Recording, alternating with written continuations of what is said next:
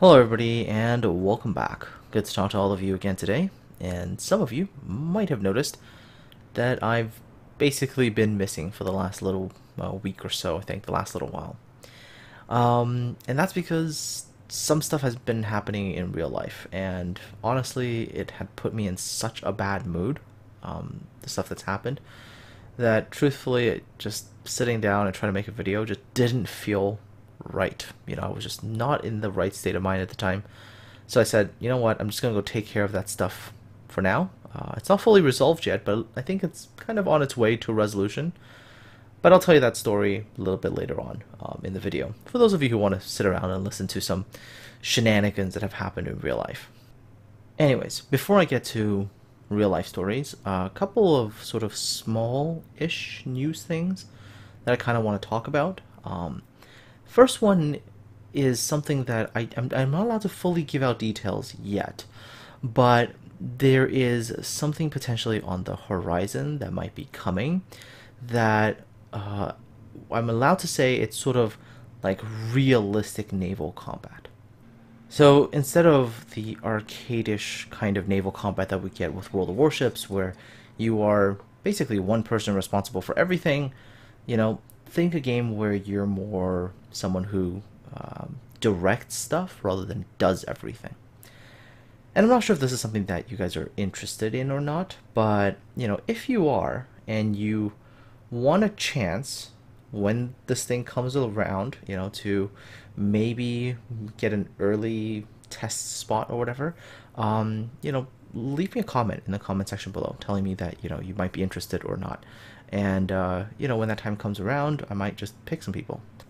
Anyways, do keep in mind that there's no, timeline for this thing yet, so it could still be quite a ways off. But, just sort of asking to see what the interest is for a game of this kind of type, shall we say? Again, something very different from World of Warships.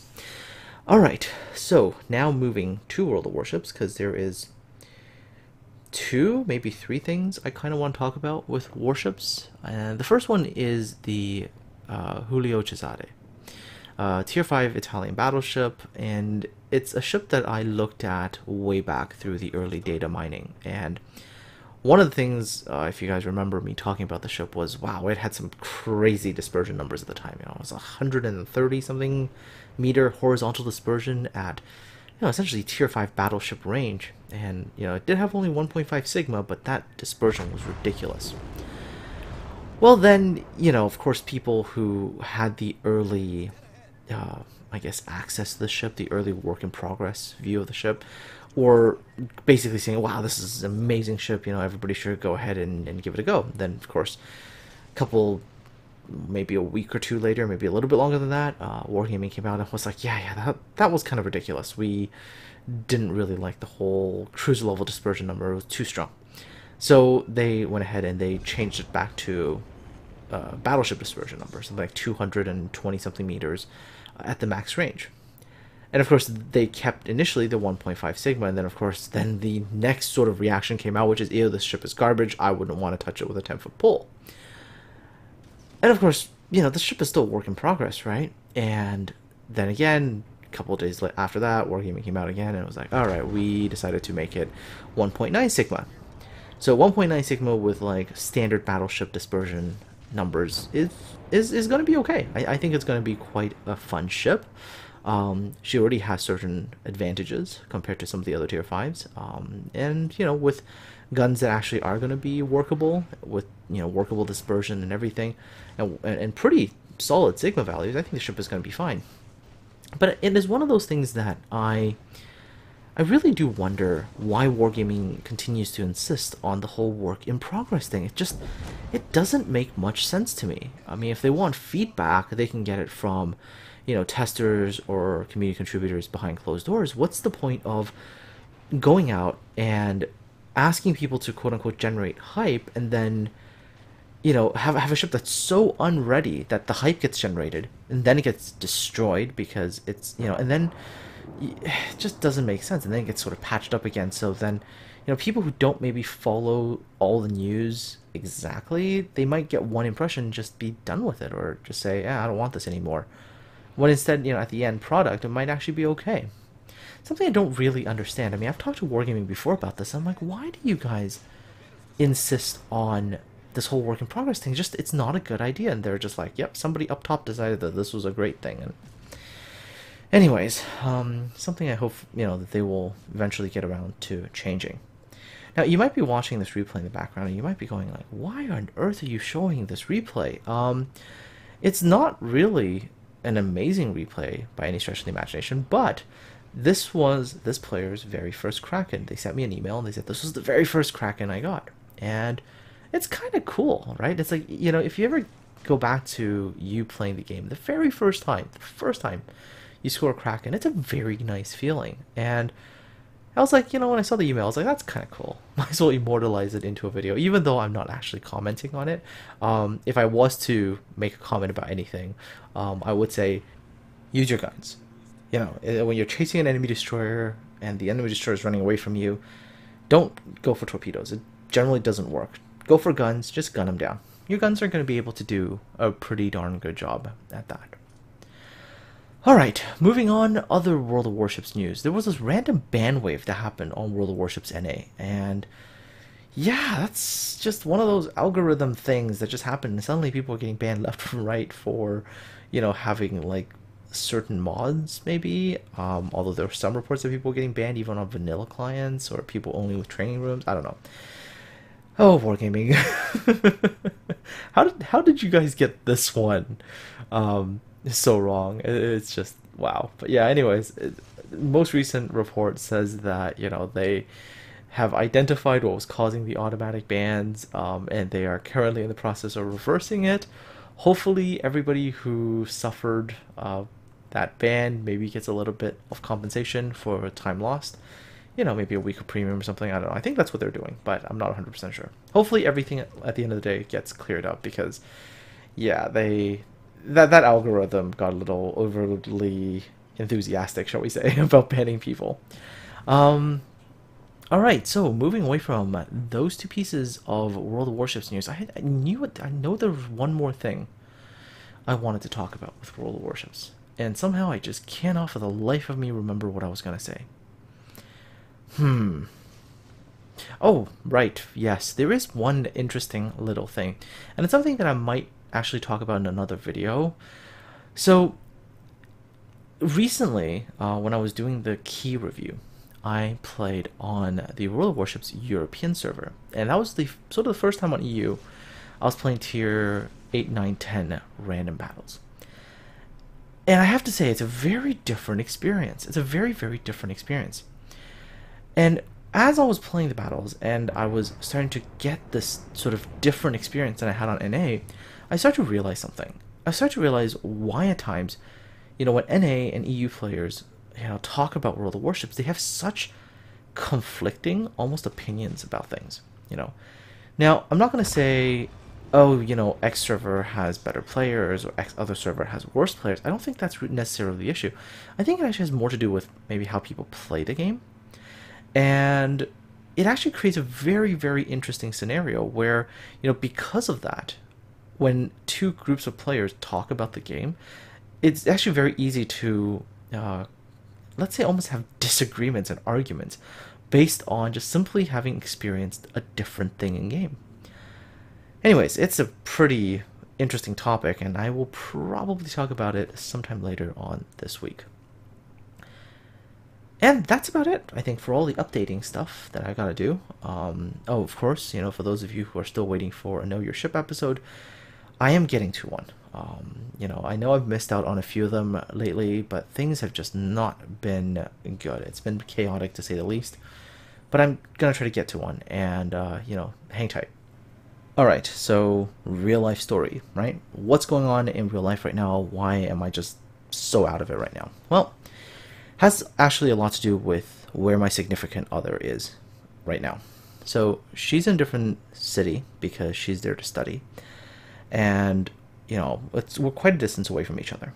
So before, obviously, she started school, we went there, we found a place for her to live, and we searched through the school affiliated sort of off-campus living thing, and we found a place that advertised itself as being a quiet, serious, student residence. And everything pretty much checked out, right? Like I was there, I had a conversation, everything seemed okay. Room was a good room, location was good, landlord seemed reasonable. Oh, this is gonna go badly now. Um, at the time, everything seemed okay, so we're like, okay, you know what? Looks good. She liked it. I was like, all right, let's just sign the rental agreement and let's get the room so you're set for September.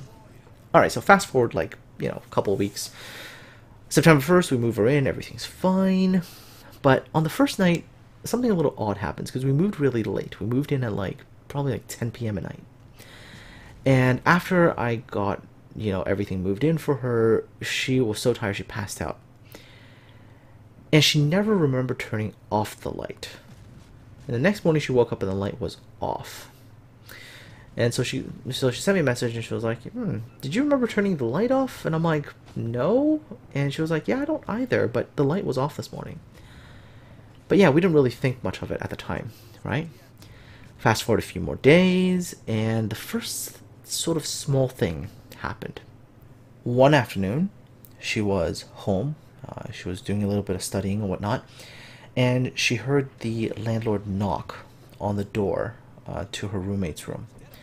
And she knew that her roommate wasn't home at the time. She had class and she was out. And then she heard the landlord take his keys out, open the door, and go in. And at the time, she didn't think too much of it because she was like, well, maybe the landlord's going in there to fix something or something. That's kind of normal, right? But she decided to tell her roommate about it anyways. So fast forward a bunch more hours, the roommate comes home and she goes like, yeah, the landlord, he was knocking on your door earlier and then he went in. And the other girl was like, oh, that's kind of strange. He didn't tell me anything about this, right? And, initially they didn't think much of it, but when I first heard it, there was just that nagging feeling that something wasn't right. So I was like, you guys should just go and check your rooms, make sure nothing was taken away. Well, lo and behold, when the other girl went to check her belongings, 2 pairs of her undergarments had gone missing. Now, obviously, there was no video evidence at the time or anything like that, so it wouldn't have been okay to accuse the landlord of anything, right? So they didn't say anything. Well, as the weeks have gone by, the landlord has just been... his behavior has been getting more and more and more erratic, right? First of all, he complains about every little thing. Every little thing. Oh, you guys are closing your doors too loudly. Well, unfortunately the doors, they are kind of those, hard to close doors where, the door frame and the door really jam close together. So, it takes a little bit of oomph to get the doors closed. Well, that has become an issue with him, and he sent this very, well, actually he didn't send it. He called his daughter, ranted to her about the doors being closed too loudly, and then she sent this very unhappy email. Oh, my father was screaming at me in the afternoon about doors being closed too loudly, so on and so forth. And so, it's these continuous accusations and making both the roommates and my significant other, they just all feel very, very uncomfortable. Oh yeah, by the way, remember when I said that initially they said the common spaces were shared by only the 3 roommates? Well, that didn't happen either, because what ended up happening is after my significant other moved in September, she found out that they were renting out additional rooms in the house as Airbnb. And all the Airbnb guests were sharing the exact same bathroom. And to make things worse, the Airbnb guests, they wouldn't really care about keeping the bathroom clean. And so that became the task for, the 3 girls who were there as students. They became sort of the de facto labor for this landlord. And every time the Airbnb guests left a mess, he would bitch at them, saying that they were the ones who were leaving the bathroom in a mess. So it's just this kind of person, right? This kind of person, And eventually, and this was probably about sometime early last week, all 3 girls have had enough of this crap. So they sent an email, and a very diplomatic email it was. I mean, in fact, they even left out one of the major things, right? Which I'll talk about in a second. But in the email, basically listed out things like the unauthorized entry into the rooms, the fact that, for example, underwear had gone missing from one of the girls' rooms. There's the issues about Airbnb guests using the bathroom, even though that was never talked about prior. There was no mention of Airbnb guests. The fact that they were now responsible for cleaning up after Airbnb guests. Anyway, so very diplomatic email. And the thing they actually left out was actually one of the girls was getting harassed by the old landlord as well. And when I say harassed, I mean he would like follow her around, constantly talk to her. He would at one point in time say things like, "Oh, I wish you were my girlfriend for a day," and he would like touch her on the back inappropriately and things like that. And just she wasn't really comfortable at all with it. But as the email was written not by her but by the other girl, she had actually forgotten to write that in. So anyhow, the email was sent to the daughter of this old guy, who was the official landlord, like I mentioned earlier. And instead of saying in a reply email, "Whoa, that's some really serious stuff that's happening. Well, let's sit down, let's talk it out, let's have a conversation about it," the daughter went like full on in the offensive, right? She basically said, "You three girls are lying, you're ganging up on my father," and all of these things, right? And so, yeah, it was just something that was completely unexpected in terms of the reaction, right? And then not only that, but the daughter, she then told her father that the girls had sent an email saying these kind of things. And the old man went freaking ballistic. And he basically went like full on Hulk mode. I mean, he was just smashing his fist on the door, screaming at the top of his lungs. Which, is actually quite ironic because when we first went to check out the residence, the daughter kept saying to us, "Oh, my father, he's a sick old man. He's gonna be quiet. He's gonna leave you all alone." And on that day, man, he did not sound sick at all. Anyways, I mean, hindsight being 2020, my significant other should have called the police. Should have just called 911. By the time she was just terrified. I've never seen her this scared in my life. And she called me and she was like, I need you to come tonight, like right now." And honestly, the whole evening just felt like a blur. I mean, I jumped in my car and I just gunned it on the highway. I mean, I don't think I've in my life driven that quickly on a highway before. Normally I'm just nice and stable, within the speed limit. Okay, a little bit faster than speed limit, but never going in excess of it. And that night, I think I was just tearing down the highway. Anyway, so I got there, and I immediately got her out of there, and booked us into a nearby hotel for the night, and just for her to really just to calm down, get a sense of normalcy again. Oh man. So yeah, that's kind of the situation right now. It's not pretty. The landlord is incredibly combative, believes that the girls are brutalizing her father.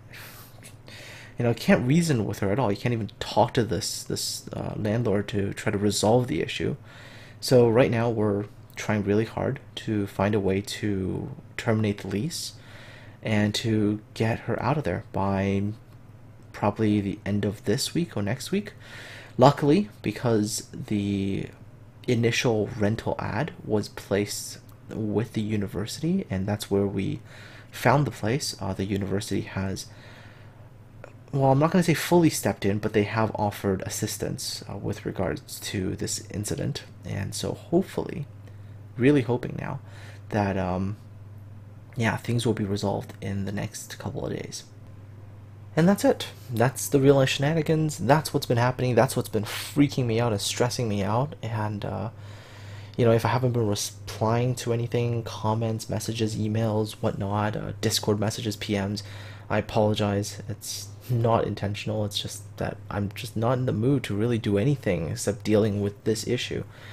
It is stressing me out, folks. And, I'm just hoping now, crossing my fingers and hoping that a resolution happens in the next little bit and everything will be okay. She'll get back to a place where she's safe, and yeah, and then I can stop worrying and stop freaking out. Anyhow, that pretty much does it for this Sail and Chat episode. I'm gonna get it rendered, uploaded, and yeah, and maybe go spend the evening chatting with. No, I'm gonna go chat with my significant other tonight and make sure she's okay. Anyways, folks, you have yourselves a good one. Take care, and I'll talk to all of you again next time.